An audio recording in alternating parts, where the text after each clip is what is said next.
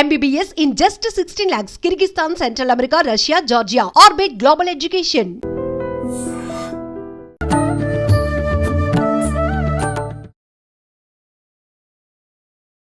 నమస్కారం, welcome to I dream. ధర్మ మార్గం విత్ విజిత కార్యక్రమానికి స్వాగతం. ప్రస్తుతం మనతో పాటు ఉన్నారు ప్రముఖ జ్యోతిష్య వాస్తు పండితులు, లలిత ఉపాసకులు శ్రీ శ్రీ శ్రీ నానాజీ పట్నాయక్ గారు. ఇప్పుడు గురుగారితో మాట్లాడదాం. నమస్కారం గురుగారు. శ్రీమాత్రే నమః. గురుగారు, కొంతమంది కుటుంబాల్లో చూస్తుంటే ఇంట్లో ఒకరికి కాకపోతే ఒకరికి ఎప్పుడు ఏదో ఒక సమస్య ఉంటూనే ఉంటుంది. అంటే మనుషులన్నాక ఏదో ఒక ఇబ్బంది రావటం సహజమే. అయినప్పటికీ వాళ్ళు ఎంతసేపు ఉన్నా ఒక అనుమానంతో ముందుకెళ్తూ ఉంటారు. అంటే మాకెవరో చేశారు, మాకు పడనోళ్ళు వాళ్ళే ఇది చేశారు, అందుకే మాకు ఇలా అవుతుంది, ఇలాంటి ప్రయోగాలు ఇలాంటివి ఏదో అని బాధపడుతూ ఉంటారు. నిజంగా అసలు అలాంటిది ఉందా, ఉంటే చేశారా, ఇదంతా పక్కన పెడితే ఇది వీళ్ళ అనుమానమే అయి ఉండొచ్చు, కానీ ఎక్కువగా దాని గురించే ఆలోచిస్తూ ఉంటారు. నిజంగా ఒకవేళ వాళ్ళది అనుమానం అయినప్పటికీ దాని నుంచి పడడానికి ఏదైనా విధానం చెప్తే చేసుకుంటే ఫలితం ఉందంటే మాకు అయ్యింది, మేము చేస్తే ఫలితం వచ్చింది, కాస్త ఉపశమనం పొందుతారు కదా. అలాంటిది ఏదైనా విధానం ఉందా? ఒక విషయం చెప్తానమ్మా. నిజంగా గనక ప్రయోగం జరిగితే రూపాయి ఖర్చు లేకుండా ఒక చిన్న మంత్రం దీని నుంచి బయటపడేసేవచ్చు ఒకటి. అయితే 99% ఆఫ్ పీపుల్ అనుమానమే పడతారు, నిజంగా వాళ్ళకేం జరగదు, నిజంగా ఎవరు ప్రయోగం చేయరు. వాళ్ళకి నడుస్తున్నటువంటి రాహు మహర్దశ లేదా పంచమం పాడవడం, అంటే జ్యోతిష్ శాస్త్రంలో పంచమం సిగ్నిఫైస్ ఆలోచన విధానం, అనుమానం అన్నమాట. వాళ్ళకి ఎవరేమి చేయరు, ఇలా జరిగిందేమో, కష్టపడ్డు ఎవరో ఇది చేశారు అందుకే నాకు ప్రొఫెషన్ సరిగ్గా లేదనుకుంటాడు. నువ్వు తిరుగుతేగా బిజినెస్ నడవట్లేదు, ఎవరో ఏదో ప్రయోగం చేశారు నా షాప్ మీద అనుకుంటాడు. నిజంగా అక్కడ ఏం జరగదు. 99% ఆఫ్ కేసెస్లో జరగవు ఏమీ. మహాదశలు, ధనయోగం లేని మహాదశ నడుస్తుంది, ధనం తక్కువగా వస్తూ ఉంటుంది, కొంచెం ఎక్కువ కష్టపడాలి ఆ టైంలో. ఇది ఇల్యూజన్ యోగం అంటారు దీన్ని.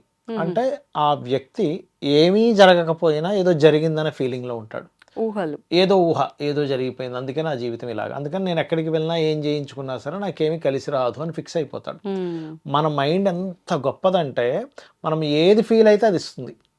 మీరు పెద్ద కోటీశ్వరుని అయిపోతాను మీరు నమ్మారనుకోండి బ్రెయిన్లో, దాని తగ్గట్టుగా కష్టపడుతున్నారనుకోండి 100% అయిపోతారు, ఇంకా అందులో తిరుగులేదు. ఇక్కడ మనం ఏమి నమ్ముతున్నాం ఇది ముఖ్యం. అంటే ఏదో ప్రయోగం చేసి నా జీవితం ఇంకెందుకు పనికి రాకుండా పోయిందని నమ్ముతున్నారా, నాకేంటి అమ్మవారు ఉంది, భగవంతుడు ఉన్నాడు అనేటువంటి ధోరణిలో మీరు కష్టపడుతూ వెళ్తున్నారా? మీరు ఏది మీ మైండ్లో బాగా పెట్టుకుంటే అది 100% అయిపోతారు. అంటే ఇప్పుడు మీరు అన్నట్టు ఒకవేళ ఇలాంటివి ఉండవు, ఒకవేళ అలా ఎవరికైనా చేయబడినా కూడా అమ్మవారి పైన నమ్మకం పెట్టుకుంటే దాని నుంచి బయటపడతారంటారా? ఇబ్బంది ఏమి ఉండదు. ఇలాంటివి జరగడానికి కూడా 3 ముఖ్యమైన కారణాలు ఉంటాయి. మీరు ఇందాక అన్నట్టుగా అమ్మవారిని చేసుకుంటే కూడా బయటపడతారు. నేను ఆ మంత్రం కూడా మీకు చెప్తాను. ఏమిటా ముఖ్యమైన కారణాలంటే నిజంగానే చాలా రేరెస్ట్ కేసెస్లో జరుగుతాయి. ఒక కుటుంబం మీద ప్రయోగం చేసేవాళ్ళు, ఎందుకంటే చెప్తా వినండి. ఈ ప్రయోగం నేర్చుకున్న వ్యక్తి దానికి ఎప్పుడు ఏదో పని చెప్తూ ఉండాలి. అందుకని ఆయన పరిచయాలు చేసుకుంటూ మీకు ఎవరైనా శత్రువు ఉన్నారా, చేద్దాం వాళ్ళే అడుగుతారు చాలామంది. నేను అట్లాంటివి చెయ్యను కానీ నా దగ్గర ఈ శక్తి ఉందని చూపిస్తూ ఉంటారు. ఇంకా వీళ్ళు ఎవరో శత్రువులు ఉంటారుగా, ఉన్నప్పుడు వాళ్ళ మీద ప్రయోగం చేయడం జరుగుతుంది. ఆ ప్రయోగం జరిగిన తర్వాత కూడా ఖచ్చితంగా ఆ ప్రయోగం వెళ్ళి వాళ్ళని ఇబ్బంది పెట్టాలని రూల్ లేదు. వాళ్ళ గ్రహస్థితి కనుక బలంగా ఉంది, వాళ్ళ జన్మజాతకంలో గురుబలం బాగుంది, రవి బలం చాలా స్ట్రాంగ్గా ఉంది, వాళ్ళని ఏం చేయలేదు ఆ ప్రయోగం, వెనక్కి తిరిగిపోతుంది. వెనక్కి తిరిగిపోయి ఒకసారి చేసిన వాడికే దెబ్బ తగులుతుంది, ఒక్కోసారి రివర్స్ కొట్టేస్తుంది వాడికి. అంటే ఇలా అంటారు కదా, చేసిన వాడు కరెక్ట్ గా చేయకపోతే అని. అదేం కాదు, వీళ్ళ గ్రహ చేసిన వాళ్ళు కరెక్ట్ గా చేయకపోయినా వెనక్కి వస్తుంది. మీరు అన్నది మంచి పాయింటే చెప్పారు మీరు. రెండవది ఏంటంటే వాడి శక్తి ఎక్కువగా ఉంది, వాడు మంచి ఉపాసకుడు అనుకోండి, నిత్యము దేవతారాధన చేస్తున్నాడు. ఆ దేవత ఎందుకు ఊరుకుంటది? తల్లి పక్కనుంది, ఎవడో వచ్చాడు, ఏ కుక్క వచ్చింది, ఏం చేస్తుంది తల్లి? రాయితో కొట్టేస్తుంది కుక్కని, అవునా కదా? అది కుయ్యోముర్రం అని కూడా పరిగెట్టాల్సిందే. అలా ఏంటంటే మంచి అమ్మవారి ఉపాసన, ఈశ్వర ఉపాసన, విష్ణు ఉపాసన ఏదో చేస్తున్నారు, శక్తి ఉపాసన చేస్తున్నారు. అప్పుడు వాళ్ళని ఏ శక్తి ఏమీ చెయ్యలేదు. ఇది 100% పాయింట్ నెంబర్ 1. రెండోసారి ఏమవుతుందంటే వాళ్ళ గ్రహస్థితి బలంగా ఉంది కానీ ఏ ఉపాసనలు లేవు, వాళ్ళకి కనెక్ట్ అవ్వలేదు ఆ ఎనర్జీ వెళ్ళి, ఆ ఇంట్లో వాళ్ళకి ఇంకోళ్ళకి కనెక్ట్ అయిపోతే వెళ్ళి, అంటే వాళ్ళని ఏమీ చెయ్యలేక. ఇప్పుడు మనం చూడండి, ఏదో కేసులో పిన్ని అక్క కూతురుని చంపేసింది, ఆమెనేం చేయలేక. అలాగే ఇవి కూడా ఏమవుతాయంటే వీక్గా ఉండే గ్రహస్థితి వాళ్ళని కనెక్ట్ చేసేసుకుంటాయి. ఇంట్లో వాళ్ళని. ఇంట్లో వాళ్ళు ఇంకొకరికి. ఓహ్! అందుకే కొంతమంది ఏం చేస్తారు, ఇంటికి రక్ష కట్టించుకుంటారు, రక్షలు పెడుతుంటారు. ఇంటికి రక్ష అంటే ఇంట్లో ఎవరికి కూడా ఏం అవ్వకూడదని. ఇప్పుడు ఒకటండి అలా ఇంటికి రక్ష కట్టడం వల్ల ఇంట్లో ఉన్నంత సేపే వాళ్ళకి ఏమీ జరగకుండా ఉంటుందా? లేదంటే ఇంట్లో ఉన్నా, బయట ఉన్నా ఏమీ జరగకుండా రెండు ఉంటుందా? రకాలు ఉంటాయమ్మా. ఇంటికి రక్ష ఉంటుంది, చిన్న దేవతామూర్తిని ఆవాహనం చేసి మెడలో వేసుకుంటారు కూడా. ఓకే. రెండు రకాలుగా ఉంటుంది, ఇంటికి జీవుడికి కూడా. ఇది మూడో కేసు ఏమవుతుందంటే వీళ్ళు ఎవరు వీళ్ళ మీద ప్రయోగం చేయరు, ఏమీ ఉండదు. కానీ కొన్ని నెగటివ్ ప్లేసెస్కి వెళ్ళినప్పుడు అక్కడ ఉండే నెగటివ్ ఎనర్జీ వీళ్ళకు ఉండేటువంటి గ్రహస్థితి వీక్గా ఉండడం వల్ల తగులుతుంది. ఇక్కడ ఎవరో చేయరు, ఎవరు చేయరు. ఏమి ఎవరో చేశారు అనుకుంటారు, ఏముండదు. ముఖ్యంగా అందుకే మనకి శాస్త్రంలో ఉన్నటువంటిది ఏంటంటే స్త్రీలు ఈవినింగ్ వరకు చక్కగా ఫ్రీ హెయిర్ ఉంచుకోవచ్చు, అందంగా ఉంటారు, అట్లా ఉంటే కూడా అది న్యాచురల్. కానీ ఈవినింగ్ తర్వాత మాత్రం ఖచ్చితంగా ఒక నాట్ వేసుకోవాలి. ఎందుకంటే స్త్రీ యొక్క జుత్తు నుంచి వెళ్తుంది పిశాచము అనేటువంటిది. పిశాచ యోగాలు ఉన్నప్పుడు తొందరగా కనెక్ట్ అయిపోతాయి. అంటే అవి జాతకంలో ఉంటాయా? ఉంటుంది. ఎటువంటి వాళ్ళకు ఉండే అవకాశం ఉంటుంది? కొంచెం శని రాహువులు, కుజరాహువులు ఇట్లా కొన్ని ఉన్నాయి. రవి రాహువు ఇట్లా కొన్ని ఉన్నాయి అన్నమాట. ఓకే. కుజరవి ఈజ్ యాక్సిడెంట్ యోగా, అంటే బ్రేకేజ్ యోగాస్ అంటారు, కొన్నిటిని హై టెంపర్మెంట్ ఇచ్చే యోగాలు అంటారు. అయితే అలా ఎప్పుడైనా నెగిటివ్గా ఉండే గ్రహాలు అంటే ఉదాహరణకి నీచబడినటువంటి రాహువు, దానికి సంబంధించిన మహాదశలు, అప్పుడు నెగిటివ్ ఎనర్జీస్ తొందరగా అట్రాక్ట్ అవుతాయి. మీకు ఒక జాతకుడికి నడుస్తున్న ఒక మహాదశ వల్ల చుట్టూ ఉండే సొసైటీ కూడా అట్రాక్ట్ అవుతుంది. అంటే అలాంటి రవి బాగున్నాడు అనుకోండి, ఆయనకి ఎక్కువ రాజకీయ నాయకులు కనెక్ట్ అవుతుంటారు, డాక్టర్లు, రాజకీయ నాయకులు. చంద్రుడు బాగున్నాడు అనుకోండి, కొంచెం ఎక్కువ ట్రావెలింగ్ చేసే వాళ్ళు కనెక్ట్ అవుతూ ఉంటారు. లేదా తల్లి తరపు వాళ్ళు, తల్లి సమానులు ఎక్కువ కనెక్ట్ అవుతూ ఉంటారు వాళ్ళకి. కుజుడు బాగున్నాడు, అంత స్పోర్ట్స్ పీపులే వాళ్ళ బ్యాక్గ్రౌండ్, వాళ్ళ సర్కిల్ ఉంటుంది. బుధుడు బాగుండి బుధ దశ నడుస్తుంది, అంతా వ్యాపారస్తులే కనెక్ట్ అవుతుంటారు, ఎందుకంటే వాళ్ళ ఆ సర్కిల్లోకి వెళ్ళాలి. అలాగే పాడైన ఇది కూడా అంతే. బుధుడు పాడయ్యాడు, నష్టపరచడానికి మీ దగ్గరికి ఒక వ్యక్తి వచ్చి మీతో ఏదో వ్యాపారం చేయించి నష్టపరుస్తారు, అలా ఉంటుంది. అలా ఇప్పుడు ఉదాహరణకి ఏదో తెలియకో ఏదో రూపంలో వీళ్ళకి నెగిటివ్ ఎనర్జీ వచ్చేసింది. ఈ నెగిటివ్ ఎనర్జీస్ తీసేవాళ్ళు మంచి నిష్ణాతులు ఉన్నారు, ఇందులో మోసం చేసే వాళ్ళు ఉన్నారు, ఇద్దరు ఉన్నారు. అంటే పర్ఫెక్ట్గా దాన్ని తీసేసేటువంటి సత్తా ఉన్న వాళ్ళు ఉన్నారు, నేను చూసా.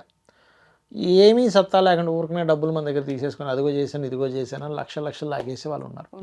డబ్బులున్న వాళ్ళు ఎలాగో వాళ్ళ దగ్గరికి వెళ్తారు, కరెక్ట్ పర్సన్ దొరికితే వాళ్ళ అదృష్టం కొద్దీ తీయించుకుంటారు.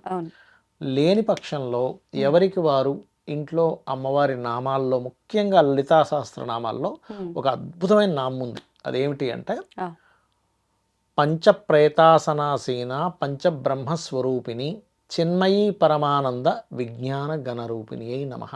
ముందు ఓము, లాస్ట్లో నమః పెట్టుకుంటే ఖచ్చితంగా ఈ మంత్రాన్ని రోజుకు ఒక 40 నిమిషాలు చేసుకోగలిగితే 100% వాళ్ళకి ఎటువంటి నెగటివ్ ఎనర్జీస్ ఉన్నా క్లియర్ అవ్వడం జరుగుతుంది. అందులో ఎటువంటి సందేహం లేదు. అంటే ఒకవేళ ఇలా మాకు ఎవరైనా చేసిండ్రు అనే అనుమానం ఉన్న వాళ్ళేనా? లేదు అంటే అలాంటివి ఏమి జరగకుండా ఉండాలి, ఈ దృష్టి దోషాలు, ప్రయోగ బాధలు అనుకున్న వాళ్ళు కూడా చేసుకోవచ్చు. దృష్టి దోషాలు, ప్రయోగ బాధలు, ఇక్కడ నెగిటివ్ ఎనర్జీ వచ్చేసింది, ఎలా ఉంటుంది అంటే ఒక్కొక్కసారి ప్రేత జన్మలు ఉంటాయి మనిషి జన్మ, గంధర్వులు, యక్షులు, దేవతలు, ఇవన్నీ ఒక్కొక్క జన్మలు ఒక్కొక్క ప్లేన్లో ఉంటాయి. ఇవన్నీ ప్రేత జన్మలను ఏంటంటే వాళ్ళకి చనిపోయినప్పుడు వాటికి జరగాల్సిన సంస్కారాలు ఏమి జరగనప్పుడు నార్మల్ ఆత్మే ప్రేతంగా మారిపోతుంది.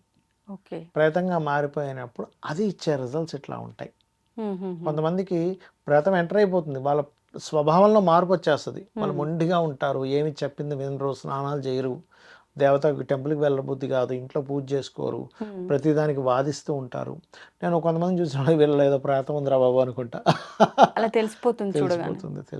అంటే సాధారణంగా ఇప్పుడు మీరు చెప్పిన లక్షణాలు కొన్ని ఇళ్లలో పిల్లలు మామూలుగా ఇలా కూడా బిహేవ్ చేస్తూ ఉంటారు. మరి దీనికి దానికి డిఫరెన్స్ ఏమైనా ఉంటుందా? ఈ లక్షణాలే సేమ్ ఉన్నప్పటికీ ఇది ప్రేతమా స్వతహాగా వీళ్ళ మొండితనం అనేది మనం ఐడెంటిఫై చేయొచ్చా? ఎట్లా చేయొచ్చు? మొండితనం అనేటువంటిది లగ్నం మొండి గ్రహాలతో సంబంధం కలిగినప్పుడు మొండితనం ఉంటుంది. ప్రేతం కనుక మీకు పట్టినప్పుడు ఏదైనా ఒక శక్తి ఆలయానికి వెళ్ళినప్పుడు వీళ్ళు లోపలికి ఎంటర్ అవ్వగానే నార్మల్గా బిహేవ్ చేస్తారు, బయటికి రాగానే మళ్ళీ చంద్రముఖి వేళల్లోకి ఎంటర్ అవుతుంది, లక అనుకోవాల్సిందే. నాందా అంటదా? అంతే. ఆ! అట్లా ఉంటుందన్నమాట. ఓకే. ఓకే. అంటే మనం ఎప్పుడు ఇలానే ఉంటున్నారా? ఇప్పుడు ప్రత్యేకంగా ఇలా ఉంటున్నారా? ఇది అర్థమైపోతుంది. మనం అబ్జర్వ్ చేయగలిగితే అర్థమైపోతుంది. ఒక్కోసారి హ్మ్. దశ మారడం వల్ల ఒక్కోసారి మార్పొస్తుంది హ్మ్. వాళ్ళ ఐడియాలజీలో కావచ్చు, వాళ్ళ తత్వంలో కావచ్చు. అప్పటి వరకు అమాయకంగా ఉండేవారు మొండిగా తయారవుతారు. దశ మారిందా, హ్మ్. ఏ దశ ఏమి మారకపోయినా వీళ్ళు ఇలా ప్రవర్తిస్తున్నారా అన్నప్పుడు హ్మ్. క్లియర్‌లీ ప్రేతం యొక్క ఎంట్రీ అయింది. ఓకే. అయితే ఎవరైనా ఎవరి మీదైనా ప్రయోగం చేసినా అది ఎక్కువ కాలం కూడా ఉండదు. హ్మ్. ఒక 6 మంత్స్, 1 ఇయర్‌లో మళ్ళీ దాని ఎనర్జీ తగ్గిపోతుంది. ఓకే. కానీ వీళ్ళు మామూలుగా చాలా ఇంట్లో లో ఆ! అయిపోతారు గదా! అయిపోతారు. ఆ! ఇంట్లో గనక నిత్యము దేవతారాధన గనక చేస్తూ ఉదయం, సాయంత్రం దీపం వెలిగిస్తే గూడా అట్లాంటివి ఇంట్లోకి ఎంటర్ అవ్వవు. హ్మ్. అందుకని ఇంట్లో నిత్యము పూజ చేయండి, దీపారాధన చేయండి అని చెప్తూ ఉంటారు. ఓకే. అంటే ఇప్పుడు ఈ మంత్రం చెప్పారు గదా! మరి ఈ మంత్రం చేస్తున్నప్పుడు ప్రతిరోజు అన్నారు. నియమాలేమైనా పాటించాలా? లేదు ఏం లేదమ్మా. పొద్దున్నే ఉదయం నిద్ర లేచి చక్కగా మంత్రం చేసుకుంటే సరిపోతుంది. హ్మ్. వాళ్ళకుండే అలవాట్లు ఏవైతే తర్వాత ఉన్నాయో ఎవరి పనులు వాళ్ళు చేసుకోవచ్చు. చేసుకోవచ్చు. చేసుకోవచ్చు. ఓకే. గురుగారు ఈ జూలై మాసంలో శని వక్రగతి చెందుతున్నాడని చెప్పి వింటున్నాము. ఇది వాస్తవమా? అంటే మనం కొన్ని కొన్ని గ్రహాల మార్పుల వల్ల రకరకాల ఇబ్బందులు జరుగుతుండడము అనేది మనం చూస్తూ వస్తున్నాం అవును. ఇప్పటివరకు కూడా. అవును. మరి ఈ శని వక్రగతి వల్ల ఎవరికైనా లాభం పొందే అవకాశం ఉందా? ఎవరైనా ఇబ్బందులు పడే అవకాశం ఉందా? ఉంటే వాటి నుంచి బయటపడే అవకాశం ఉందా? తెలియజేయండి. తప్పకుండా అండి. కామన్‌గా ఏంటంటే శని, గురువు మరియు కుజుడు ఈ 3 గ్రహాలు గూడా తనున్న ప్లేస్ నుంచి అంటే ఇప్పుడు శని ఎగ్జాంపుల్ మనకి మీన రాశిలో ఉన్నాడు. అక్కడి నుంచి 5వ రాశి అంటే కర్కాటకంలో రవి సంచారం జరిగేటప్పుడు హ్మ్. అక్కడి నుంచి అంటే ఆల్మోస్ట్ కర్కాటకం అంటే దాన్ని ఒక ఆహ్, ఒక 5 రాశీస్ దాటిన తర్వాత నుంచి వక్రగతి స్టార్ట్ అయ్యి మళ్ళీ అది 9th రాశిలోకి వచ్చినప్పుడు హ్మ్. తను అదున్న గ్రహం నుంచి వృశ్చికంలోకి వచ్చేసరికి వక్రగతి ఉండి తర్వాత పోతుంది. ఆహా! అది గురువుకి, కుజుడికి, శనికి జరుగుతాయి ఇవి కామన్‌గా. హ్మ్. బుధ, శుక్రులు ఏంటంటే సర్వసాధారణంగా అది ఉండే డిస్టెన్స్‌ని బట్టి ముందో వెనకో వక్రిస్తాయి. ఓకే. రవిచంద్రులు అయితే ఎప్పుడు వక్రించరు. రాహుకేతువులు ఛాయాగ్రహాలు కాబట్టి ఎప్పుడు రిట్రోలోనే తిరుగుతుంటాయి. హ్మ్. ఇందులో కర్మకారకుడు అంటారు శనిని. ఓకే. ఈ కర్మకారకుడి విషయంలో అందరికీ ఏంటంటే అనవసరమైన భయాలున్నాయి. అది ఇచ్చే ప్లస్ ఎవరికీ తెలీదు. హ్మ్. ఎంతసేపు శని ఇచ్చే మైనస్‌నే అనుకుంటారు. ఎలాగా లేట్, ఆటంకాలు, హ్మ్. దారిద్రము, రోగాలు వీటి గురించే అనుకుంటారు. కానీ సాటర్న్ అనేటువంటి గ్రహం ఏదైతే ఉందో మీకు ఎన్ని యోగాలున్నా చాలా రకాల యోగాలు చెప్పుకుంటాం. గజకేసరి యోగం అంటాం, బుధాత్య యోగం అంటాం, అమల యోగం, విమల యోగం, లేకపోతే అనఫా, సునఫా యోగాలు చెప్పేసుకుంటాం. ఇవన్నీ ఉన్నాయా? చెప్తాయనండి. ఆ! ఇన్ని యోగాలున్నా కూడా ఆయుష్ అనేది ఉంటేనే కదా ఇన్ని యోగాలు అనుభవించాలి మీరు. అంతే గొప్ప కదా! ధనయోగ జాతకుడు పుట్టాడు. ఆయుష్ లేదు ఏం చేసుకుంటాం? అదే గదా! అలాంటి ఆయుష్నిచ్చేటువంటి గ్రహం ఏదైనా ఉందంటే అది మొట్టమొదటిగా శని. సాటర్న్ బాగుంటేనే, సాటర్న్ అనుగ్రహం ఉంటేనే ఆయుష్ ఉంటుంది. హుహుహు. అదర్వైజ్ నో ఆయుష్ మనిషికి. దీర్ఘాయుర్దాయం అందుకే చూడండి ఎవరికైనా జాతకంలో అష్టమంలో శని ఉన్నాడా దీర్ఘాయుర్దాయం అంటారు. ఓకే. ఓకే. అష్టమ శని దీర్ఘాయుర్దాయాన్ని ఇస్తాడు. సో మొట్టమొదటిగా మనం తెలుసుకోవాల్సిన ప్లస్ పాయింట్స్ ఏంటి సాటర్న్ అంటే ఆయుష్. హ్మ్. తనకు వచ్చిన పోర్ట్ఫోలియోస్ ఏమిటి ఆస్ట్రాలజీలో natural 10th and natural 11th lord. ఆ! 10 అంటే ప్రొఫెషన్. ఎవరికైనా సక్రమంగా సకాలంలో ఒక 20 దాటగానే 20, 25, 25 ఏళ్ల వయసులో ఆ వ్యక్తి సెటిల్ అయ్యాడంటే సాటర్న్ వల్లే సెటిల్ అవుతాడు. హ్మ్. బిజినెస్లో అద్భుతమైన స్టేజ్కి వెళ్తున్నా అంటే సాటర్న్ మెర్క్యూరీ బాగుంటేనే వెళ్తాడు. ఎందుకంటే 11th లార్డ్ ఆయన లాభాలు. ఓకే. కాబట్టి ఎంతసేపు దారిద్రం అమ్మో శని పట్టుకుందా వీడు శనిగాళ్ళ తగులుకున్నాడు ఇవన్నీ చాలా పెద్ద దోషాలు అలా అనుకోవడం వల్ల. హ్మ్. ఆయన పట్టుకోవడం ఏంటి ఆయన ఇంకేం పని పట్టలేదా? ఆ! మీరు చేసుకున్న కర్మ వల్ల సాటర్న్ ఆ పొజిషన్లో ఉండి ఆ కర్మను అనుభవిస్తున్నారు. ఆయన కేవలం కర్మకారకుడు మాత్రమే. ఆయనకేం పని కట్టుకుని మన మీద కోపమో, ద్వేషమో, ఇష్టమో ఏమీ ఉండవు. ఓకే. ఓకే. మీకు ఇచ్చే రిజల్ట్ ఏమి ఇవ్వాలో ఆయన అది ఇస్తూ ఉంటాడు. అది ప్రధానంగా గుర్తుపెట్టుకోవాలి. ఓకే. ఇక రెండవది ఏంటంటే ఈ వక్రగతి అంటే శనేమి నిజంగా వెనక్కి తిరగడు. హ్మ్. ఈ సర్క్యులేషన్లో మీరు యూట్యూబ్లో రిట్రో ప్లానెట్ ఎలా అవుతుంది అని ఒక టైప్ చేసి కొడితే యానిమేషన్తో సహా ప్లానెట్ ముందుకే వెళ్తుంటుంది వెనక్కి తిరగదు. కానీ హ్మ్. ఈ సర్క్యులేషన్ వల్ల అది వెనక్కి చూపు పడుతూ ఉంటుంది. ఓకే. ఓకే. సోలార్ సిస్టంలో తిరిగేటువంటి గ్రహాల వల్ల హ్మ్. ఆ ఆ పొజిషన్ అట్లా వస్తూ ఉంటుంది. సో మరంటే సాటర్న్కి సక్రమంగానే వెళ్ళినప్పుడు దాన్ని వక్రగతని ఎందుకన్నారు? అంటే అది దృష్టి అలా వెనక రాసుల మీద పడుతూ ఉంటుందని వక్రగతి అంటారు. ఓహ్! అంటే వెనక్కేం శని రాదు. దృష్టి వెనక రాసుల పైన పడుతుంది. తిరుగుతున్నటువంటి గ్రహం ఏది వెనక్కేం తిరగదు. హ్మ్. దాని దృష్టి వెనక రాసుల మీద పడుతుంది ఆహాహా! అనమాట ఆ సర్క్యులేషన్లో. ఓకే. ఓకే. ఇప్పుడు ఒక్కొక్క రాశి వాళ్ళకి ఒక్కొక్క ఫలితం ఉంటుంది. ముందుగా మనం మేషం చూసుకుంటే కనుక ఇప్పుడు ఆల్రెడీ వాళ్ళకి 12వ స్థానంలో ఉన్నాడు. ఇప్పుడు ఏం చెప్తారంటే 12లో ఏలినాటి శని ప్రారంభమైంది కాబట్టి అయ్యా మీరు ఇన్వెస్ట్మెంట్ చేసేటప్పుడు జాగ్రత్తగా ఉండండి అంటాం. ఈ వక్ర గతి వల్ల ఏలినాటి శని ప్రభావం తగ్గుతుంది మేషం వారికి. అలాగే ఈ వక్రగతి వల్ల ఏదైనా కొత్త పరిచయాలు ఏర్పడడం, కొన్ని అగ్రిమెంట్స్ ఏర్పడడం, ఇట్లాంటివన్నీ కూడా జరుగుతాయి. ఇక వృషభం వారికి గనక చూసుకుంటే వీళ్ళకి ఏంటంటే లాభస్థానంలో ఉన్న శని మంచివాడు, అది మరి వక్రించాడు కదా అంటే వీళ్ళు వ్యాపారం ఒకటే కాకుండా ఉద్యోగం కూడా చేయాలనే ఆలోచనలు కలిగి దాని వైపు వెళ్తూ ఉంటారు. వృషభం వారికి ధనయోగాన్ని ఇస్తాడు శని లాభంలో ఉండి వక్రించినప్పుడు. సో ఫైనాన్షియల్ గ్రోత్ ఉంటుంది, వ్యాపారం ఒకటే కాకుండా ఉద్యోగంలోకి వెళ్తారు, ఉద్యోగంలో కొంత స్ట్రెస్ కూడా ఉంటుంది. ఇక మిథునం వారికి కనుక చూసుకుంటే ఉద్యోగరీత్యా ఉన్న ప్రదేశం నుంచి వేరే ప్రాంతాలకు వెళ్తే లైఫ్ అనేటువంటిది బాగుంటుంది. కొంత లైఫ్లో కొన్ని ఒడిదుడుకులు చూడడం వల్ల కొంత స్ట్రాంగ్ కూడా అవుతారు. అంటే బాగున్నప్పటికీ ఉన్న దగ్గర ఇంకో దగ్గర వెళ్తారు. ఇంకొక అంటే ఉన్న ప్లేస్లో వెతుక్కుంటూ కూర్చుంటే రాదు ఉద్యోగం వీళ్ళకి. ఇతర ప్రాంతాలకు వెళ్తేనే కొంతమంది చూడండి ఇక్కడ ఉన్నారు, హైదరాబాద్లో ఎంతకాలం వెతికినా అవ్వట్లేదు, బెంగళూరు వెళ్తాడు, ఢిల్లీ వెళ్తాడు, బాంబే వెళ్తాడు. అట్లా వేరే ప్రాంతానికి వెళ్తే వాళ్ళ పర్సనల్ చార్ట్లో కూడా వారికి గనక ఈ రకంగా ఇంకో ప్రాంతానికి వెళ్తే సక్సెస్ అవుతారని ఉంటే 9-10 కనెక్టివిటీ, 12-10 కనెక్టివిటీస్ అని ఉంటాయి. అలా ఉన్నప్పుడు వీళ్ళు ఖచ్చితంగా ఇంకో ప్రాంతానికి షిఫ్ట్ అవ్వడం వల్ల మాత్రమే వీళ్ళు సక్సెస్ అవుతారు. ఓకే. అలాగే కర్కాటకం వారికి ఇప్పుడు ఆల్రెడీ మొన్న 2 నెలల క్రితం వరకు కూడా అమ్మాయి అష్టమశని అయిపోయింది అనుకుంది, మళ్ళీ వెనక్కి వస్తుంది అష్టమశని. అష్టమశని వచ్చినప్పుడు ఏమవుతుందంటే సర్వసాధారణంగా నిందలు లేట్ అవ్వడం జరుగుతూ ఉంటాయి, అంతకు మించి మరొకటి ఏం కాదు. ఎక్కువ నిందలు కొత్త ఇన్వెస్ట్మెంట్స్ కూడా చేస్తారు అష్టమశనిలో, కొంచెం చూసుకొని చేయాలి. విదేశీ యోగం కూడా ఇస్తాడు కర్కాటక లగ్నానికి వక్రించిన శని. అలాగే ఎందుకంటే ఇక్కడ సప్తమాధిపతి అష్టమాధిపతి శని రాహుతో కనెక్ట్ అవుతున్నాడు. ఇక సింహం వారికి గనక చూసుకుంటే ఇక్కడ అష్టమశని ఉన్నది క్యాన్సిల్ అవుతుంది. ఇక్కడ వీరి కర్కాటకం వారికి ఏమో అష్టమశనిలోకి వెళ్తుంది, అష్టమశని ఉన్నటువంటి రెట్రోలో వెనక్కి వెళ్ళిపోతుంది. కాకపోతే లగ్నంలో కేతు ఉన్నాడు వీళ్ళకి, సప్తమంలో రాహు ఉండి శని వచ్చి ఎప్పుడైతే కలుస్తున్నాడో ఇది ఇచ్చేటువంటి రిజల్ట్ ఏమిటి అంటే ఇక్కడ పర్టికులర్గా కొంచెం వివాహము, జీవిత భాగస్వామితోని లేకపోతే పార్ట్నర్స్తోని కొంత జాగ్రత్త వహించాలి. ఇది ప్రధానంగా చూసుకోవాల్సినటువంటి అంశం. ఇక మరొక విషయం ఏంటంటే ఇక్కడ ఈ కన్యవారికి చూసుకుంటే అయితే వ్యాపార లాభాలు కూడా పెరుగుతాయి సప్తమంలోకి రావడం వల్ల. ఇక కన్యావారికి గనక చూసుకుంటే ఉద్యోగ అవకాశాలు వస్తాయి వీరికి. ఎందుకంటే రాహు 6లో ఉండి మళ్ళీ శని కూడా 6లోకి వస్తున్నాడు. 2 పాపగ్రహాలు కనుక 6లో ఉంటే ఉద్యోగ అవకాశాలు సక్సెస్ అవుతాయి. తులవారికి గనక చూసుకున్నట్లయితే వీరికి కొంచెం ఈ నెక్స్ట్ మనకి రాబోయేది గ్రహణం కూడా వస్తుంది. మనకి ఇంకొక 2 నెల రోజులు, నెల 15 రోజులు ఉందిలేండి, ఆల్మోస్ట్ సెప్టెంబర్లో వస్తుంది. ఆ సెప్టెంబర్లో శని వక్రగతిలో ఉండడం వల్ల గ్రహణం అక్కడ కుంభరాశిలో పడడం వల్ల వీళ్ళకి తులవారి కుంభం పంచమం అవుతుంది కాబట్టి గర్భవతులు కొంత జాగ్రత్తగా ఉండాలి. కాకపోతే మనకి సంతానాన్ని విదేశాలకు పంపించడానికి యోగిస్తుంది అక్కడ. అంటే పంచమం అధిపతి 5లోకి వెళ్ళి 6లోకి వెళ్ళి 5ని చూస్తున్నాడు కాబట్టి అలా.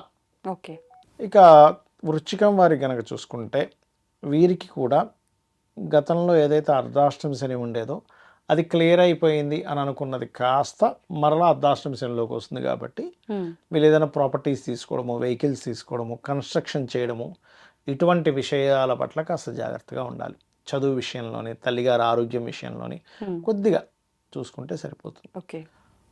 ధనస్సు వారికి కనుక చూసుకుంటే అర్ధాష్టమి శని క్యాన్సిలేషన్ అవుతుంది వక్రగతి వల్ల. అంటే దీనివల్ల ఏమవుతుందంటే కొంచెం ఇల్లు మారడము, అలాగే కొంచెం మొండిగా కొన్ని విషయాలు సీరియస్గా తీసుకుని ప్రయత్నం చేయడం వల్ల సక్సెస్ అవ్వడము, వివాహ సంబంధాలు కూడా కుదరడం లాంటివి ఇస్తాడు ఇక్కడ. మకరం వారికి కనుక చూసుకుంటే ఇక్కడ వీళ్ళకి అప్పులు లభిస్తాయి. కాకపోతే కొంచెం కుటుంబ వ్యవహారాల మధ్యలో కుటుంబీకుల మధ్యన కొంత ఏదో తెలియని ఒక నిందలు అనుకోండి, గొడవలు అనుకోండి జరుగుతూ ఉంటాయి. కుంభం వారికి చూసుకున్నట్లయితే ఏలినాటి శని మరలా వీళ్ళకి జన్మంలోకి వస్తుంది. సహజంగానే రాహు ఉన్నాడు అక్కడ, ఇల్యూజన్, ఇంకొంచెం ఎక్కువ ఇల్యూజన్స్, ఏదైనా ఇన్వెస్ట్మెంట్ చేయాలంటే భయము, ఇట్లాంటివి కొంచెం ఉంటాయి. దీనికి దుర్గా ఆరాధన చక్కటి ఫలితాలు ఇస్తుంది. మీనం వారికి కనుక చూసుకుంటే గతంలో తీసుకున్న ప్రాపర్టీ కావచ్చు, ఏదైనా కావచ్చు, ఇప్పుడు మళ్ళీ కన్స్ట్రక్షన్కి వీళ్ళకి కొంచెం మూమెంట్ వస్తుంది మీనం వారికి. ఓకే. కాకపోతే వీళ్ళకి విదేశాలకు వెళ్ళడానికి కూడా అనుకూలిస్తుంది. 12లో రాహు ఉండి శని ఎక్కడికి రావడం వల్ల కొన్ని ఆటంకాలు ఏర్పడి వెళ్తారు వీళ్ళు. అయితే ఇది ఎవరికైనా సరే గుర్తుపెట్టుకోండి, ఈ శని యొక్క ప్రభావం కంప్లీట్గా పాజిటివ్గా రావాలంటే ముఖ్యంగా కొన్ని పాటించాలి. ఇవి పాటించగలిగితే 100% వీరికి బాగుంటుంది, అందులో ఎటువంటి సందేహం లేదు. ఏమిటవి అంటే, ఒకటి, నిద్రపోకూడదు మధ్యాహ్నం పూట. ఏదో నైట్ డ్యూటీ చేస్తారు కొంతమంది, వారు పర్లేదు. కానీ మంచి యువకులు నైట్ అంతా చక్కగా నిద్రపోయామన్నప్పుడు మీరు పగలపూట నిద్రపోవడం చేయకూడదు. శాటర్న్ యొక్క ప్రభావం మీకు పాజిటివ్గా రావాలి అంటే. శని మందుడు నిద్ర కారకుడు. కొంతవరకు ఎక్కువ నిద్రపోతుంటే అది నెగిటివ్ ఎనర్జీ పనిచేస్తూ ఉంటుంది. ఇది చిన్నపిల్లలకి, స్త్రీలకి, రోగగ్రస్తులకి సంబంధం లేదు. హెల్త్ ఇష్యూ ఉందండి, బాగాలేదు, కాసేపు పడుకోవచ్చు, రెస్ట్ తీసుకోవాలి. కానీ అంతా బాగుంది, నైట్ కూడా నిద్రపోయాను, నైట్ 9 పడుకొని పొద్దున 7కి లేచాను, మళ్ళీ పడుకుంటా అంటే ఇంకెక్కువ ప్రభావం, నెగిటివ్ ప్రభావం ఉంటుంది. రెండవది, దగ్గరలో హనుమాన్ ఆలయం కానీ, సుబ్రహ్మణ్యేశ్వర స్వామి ఆలయం కానీ, గణపతి, శక్తి, వెంకటేశ్వర స్వామి ఆలయాలు లాంటివి ఉన్నప్పుడు రోజు ఒక్కసారైన దర్శనం చేసుకొని వస్తే శని ప్రభావం ఉండదు. ఇక గోవులకి బెల్లము తినిపించడం చేస్తూ ఉండాలి, నువ్వులు దానం ఇస్తూ ఉండాలి. అలాగే లలితా సహస్రనామాల్లో అద్భుతమైన నామం ఉంటుంది, ఓం అనాకలిత సాదృశ్య చుబుకశ్రీ విరాజితాయే నమః. ఇది గనక చేస్తే ఖచ్చితంగా బాగుంటుంది వీరికి.